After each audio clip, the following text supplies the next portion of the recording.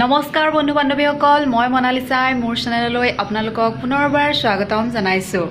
আৰু যিহেতুকে এতিয়া লকডাউন চলি আছে, লকডাউনৰ সময়ত তেনেকৈ বাহিৰলৈ ক'তো যাব পৰা নাই সৰু ল'ৰালৈ। তাকে ভাবিলোঁ মাহী ঘৰৰ পৰা আহোঁ। মাহী ঘৰটো একেবাৰে ওচৰত 1 কিলোমিটাৰমান হ'বহে। কালি মাহীয়ে ফোন কৰিছিলে বোলে কাইলৈ ৰাতিপুৱা ভাত খোৱাকৈ আহিবি। সেইকাৰণে এতিয়া গা পা ধুই আজৰি হ'লোঁ আৰু মাহী ঘৰলৈ যাম আৰু আপোনালোককো দেখুৱাম মাহী ঘৰনো মোৰ ক'ত আছে, কি কৰোঁগৈ মই তাত। তেনেহ'লে দেৰি নকৰি যাওঁ ব'লক। এতিয়া আমি আহি আছোঁ আৰু দেই। আমাৰ এইফালে ল'ৰা আহিছে, আমাৰ ল'ৰা পুপু, এইফালে আমাৰ মিষ্টাৰ এইপুৰা চাই গৈছে। তাক শুই আছিলে, তুলি পিনে লৈ গুচি আহিলোঁ আৰু তাৰ মন ডাউন এতিয়া। ফাইনেলি আমি মাহী ঘৰ পাই গ'লোহি আৰু মাহী ঘৰত এতিয়া মই দিনটো কেনেদৰে পাৰ কৰিম আপোনালোকক দেখুৱাম আৰু আপোনালোকে চাই যাব। আৰু যদি মোৰ ভিডিঅ'টো চাই ভাল লাগে তেনেহ'লে লাইক কৰিব, কমেণ্ট কৰিব আৰু ছাবস্ক্ৰাইব কৰিবলৈ নাপাহৰিব। প্ৰথমে মই আপোনালোকক দেখুৱাম মাহী ঘৰৰ ফুলনি বাৰীখন। ইমান ধুনীয়াকৈ ৰাখিছে চাফ চিকুণকৈ, মই আপোনালোকক নেদেখুৱাকৈ নোৱাৰিলোঁ। তেনেহ'লে চাওঁচোন আহক, আপোনালোককো দেখুৱাওঁ ব'লক।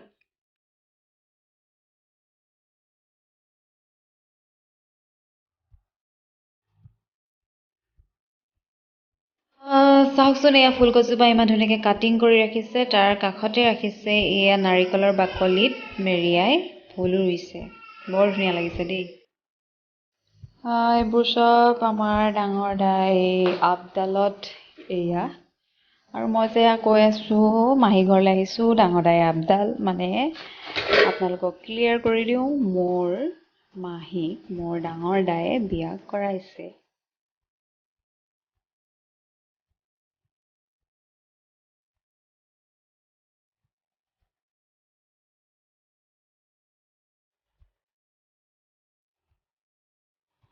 সেইজোপা আম গছ হয়, ইমান সৰুতে লাগিছে। চাওক একেবাৰে চাপতে লাগিছে। এয়া নেমু টেঙা, এতিয়া গৰম দিন আহিছে যিহেতুকে নেমু টেঙাৰ ৰস কিমান ধুনীয়া লাগে খাই, চৰবত বনাই। তাৰপিছত এইবোৰ দেখিছে আপোনালোকে অমিতাৰ গছ। অমিতা গছবোৰ একেবাৰে চাপৰ চাপতে লাগিছে। চাওকচোন ইমান ধুনীয়াকৈ অমিতা গছ। এনেকৈ বাৰীবিলাক থ'লে বৰ ধুনীয়া দেখোঁ মই। আপোনালোকে কেনেকুৱাকৈ দেখে নাজানো, কিন্তু মোৰ বিৰাটেই ভাল লাগে।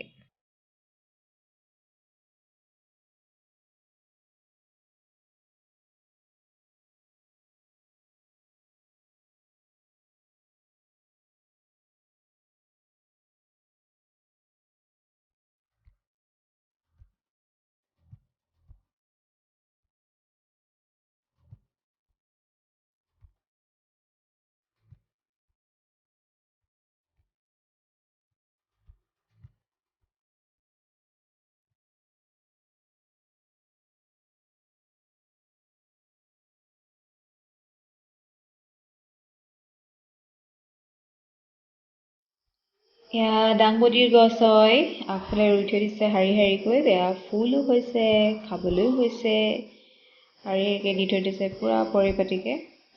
সৰু সৰু হৈ আছে এতিয়া, আৰু কেইদিনমানৰ পিছতে খাব পৰা হ'ব আৰু।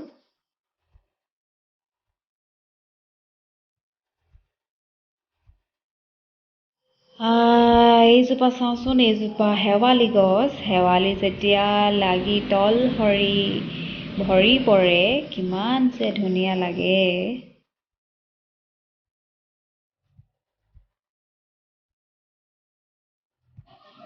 বেগুন ধানৰ গছ।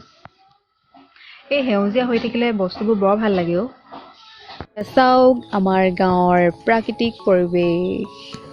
এইটো পুখুৰী, ইয়াত মাছ আছে সেইকাৰণে ইয়াত পুনি দি থৈ দিছে। এইটো পুনি বুলি কয়।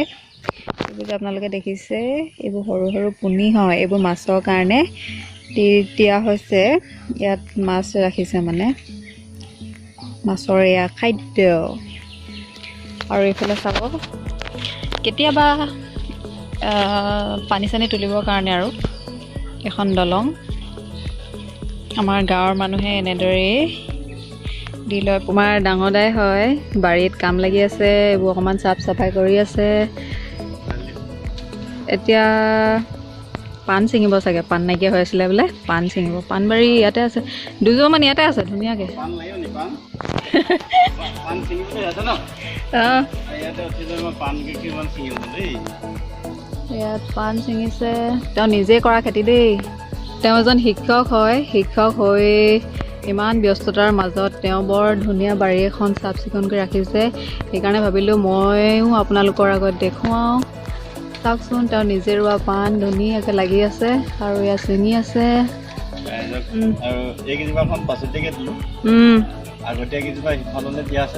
ফুলিছে এতিয়া।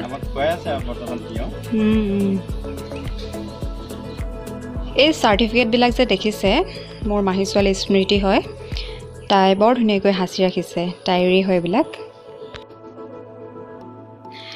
দেউতাকে আহি ইয়াত ল'ৰাক অলপ খেলাই আছে, নহ'লে যে মই ভিডিঅ' কৰাত অলপ প্ৰব্লেম হয়, সেইকাৰণে অলপ খেলাই আছে। গেষ্ট ৰুমত সকলোৱে সদায় বনাই থাকে, সেইকাৰণে ভাবিলোঁ আজি জুহাল ঘৰটোকে দেখুৱাওঁ। জুহাল ঘৰটোতে আজি বনাই ৰান্ধি খাম সকলোৱে। সেয়া দেখিছে ডাঙৰ ডাঙৰ চালনী ওলমি আছে।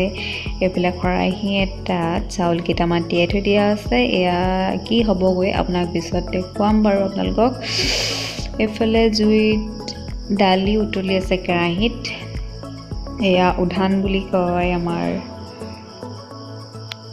আৰু মাহীয়ে সকলোবোৰ কাটি বাছি ৰেডি কৰি থৈ দিছে। এইফালে বেতগাজ আৰু টিকনি বৰুৱা। এয়া বেতগাজখিনি গুচাই শেষ হ'ল, লগতে এয়া বেতগাজ আৰু টিকনি বৰুৱা কাটি আছে মায়ে। যিহেতু আমাৰ মা ঘৰৰ ওচৰতে, মই আহিছোঁ বুলি মাও গুচি আহিছে। আৰু আমাৰ এয়া মা আৰু মাহী হয়, দুয়োগৰাকী এতিয়া ৰন্ধা বঢ়াত লাগিছে। মাছ হয় বাহু মাছ। তাৰপিছত এইখিনি এতিয়া ফ্ৰাই কৰাৰ পিছত আলু ফ্ৰাই কৰি তাৰপৰা তেলত পিঁয়াজখিনি দি বিলাহী দি অলপ পানী দি পিনে আৰু ধনিয়া চনিয়া কিবা কিবি আছে আৰু এইবোৰ দিব। এয়া আমাৰ আজি বনি যাব বাহু মাছৰ জোল। কি বনাইছা? এইটো বেতগাজ আৰু টিকনি বৰুৱা বনাইছোঁ। কাৰণ আজিকালি এইবিলাক গাঁৱলীয়া খানা একেবাৰে উঠিয়ে গৈছে। টিকনি বৰুৱা, বেতগাজ, কচু এইবিলাক মানুহে পাহৰি গৈছে। সেইটো কাৰণে মই আজি ভাগিনজনীক মাতি আনি এসাঁজ ভালকৈ খুৱাম বুলি এয়া বেতগাজ পুৰিছোঁ আৰু টিকনি বৰুৱা বেতগাজ ভাজিছোঁ। আমি এতিয়া ভাত পানী খাই আজৰি হ'লোঁ। মাজতে অলপ কথা বতৰা পাতিলোঁ চবেই মিলি। সেইখিনি আপোনালোকক দেখুওৱা সম্ভৱ নহ'ল, মাজতে ল'ৰাটো আমনি কৰিলে। সেইকাৰণে এতিয়া সেইখিনি দেখুওৱা নহ'ল যদিও আৰু এটা পৰ্ব বাকী আছে, সেয়া হৈছে আমাৰ পিঠা খুন্দা পৰ্ব। পিঠা খুন্দা পৰ্ব মানে আমাৰ মাহী ঘৰত এটা ঢেঁকী আছে আৰু ল'ৰাটোৰ কাৰণে এনাইকে বোলে জহা চাউলৰ পিঠা কেইটামান খুন্দি দি পঠিয়াই। সেইকাৰণে ভাবিলোঁ সেইখিনি আপোনালোককো দেখুৱাওঁ। আমি আজি ঢেঁকীত পিঠা খুন্দিম নহয়। এয়া জহা চাউল হয়, ইয়াত 20 মিনিটমান বোলে মাহঁতে তিয়াই ৰাখিছিলে। তাৰপিছত টুকি এই খৰাহীটোত ৰাখিছিলে। এইটো বাঁহৰ খৰাহী হয়, বাঁহৰ খৰাহীটোৰ পৰা এই ঢেঁকীৰ গায়শালীটোত চাউলকেইটা দি দিয়াৰ পিছত এয়া পিঠা খুন্দি আছে এনেদৰে। চাৰিওফালে যাতে পিঠাখিনি চেদেলি ভেদেলি হৈ পৰি নাযায়, সেইকাৰণে কলপাত কেইখিলা দি লোৱা আছে। আৰু এয়া মায়ে পিঠা চালি আছে। আজিৰ যুগত ঢেঁকীটো এক আপুৰুগীয়া সম্পদ হৈ গৈছে। এয়া চাওক, আমাৰ ঢেঁকীৰে পিঠা খুন্দি আছোঁ। সেইখিনি আমাৰ খুন্দা হৈ গ'ল। এতিয়া কেৰাহীত ভাজিছে। তাৰপিছত আমি এতিয়া টেমাত ৰাখি থ'ব পাৰিম আৰু কেইবাদিনলৈও খুৱাব পাৰিম। আজিৰ দিনটো এনেদৰে পাৰ কৰিলোঁ। আপোনালোকক আৰু কিছুমান বস্তু দেখুৱাম বুলি ভাবিছিলোঁ, কিন্তু সেইখিনি সম্ভৱ হৈ নুঠিল। পিছৰ পৰা কেতিয়াবা দেখুৱাম। এতিয়া ভিডিঅ'বোৰ চাই যদি আপোনালোকৰ ভাল লাগিলে তেনেহ'লে লাইক কৰিব, কমেণ্ট কৰিব, শ্বেয়াৰ কৰিব আৰু ছাবস্ক্ৰাইব কৰিবলৈ নাপাহৰিব। আৰু কাষতে থকা বেল আইকনটো দবাই দিব, তেতিয়াহে মই দিয়া নতুন নতুন ভিডিঅ'বোৰ আপোনালোকে সহজতে পাব। তেনেহ'লে আজিলৈ আহোঁ, বাই বাই।